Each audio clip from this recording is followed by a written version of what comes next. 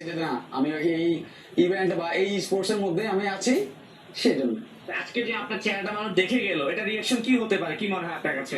আসলে অনেকদিন ধরে সবাই চিন্তা করতেছে যে ভাই আপনি কে, মানে আপনাকে এক্স্যাক্টলি আমরা চিনি না, কিন্তু আপনাকে যা শুনতেছে। তো চিন্তা করলাম যে না, এবার দেখো যে আমি ওভাই 2.0 তোমাদের। Shit, নামটা বলে দিতে হবে।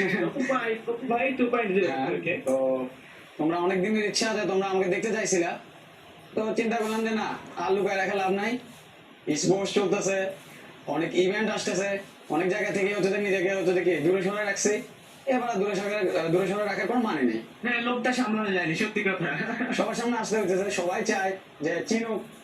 আপনারা চিনেন আমার ভয়েসটাকে, তো এখন আমাকে চিনবেন, আমার ফেস সহকার। এমন কি হতে পারে নাকি যে অনেকে আবার শুনে বলবে যে না, আমরা যে অপু ভাইয়ের ভয়েস শুনি, এই অপু ভাই সে অপু ভাই নয়। আমরা কি সেই ভয়েসে এনশিওরিটিটা নিতে পারি যে আপনি সেই লোকটা?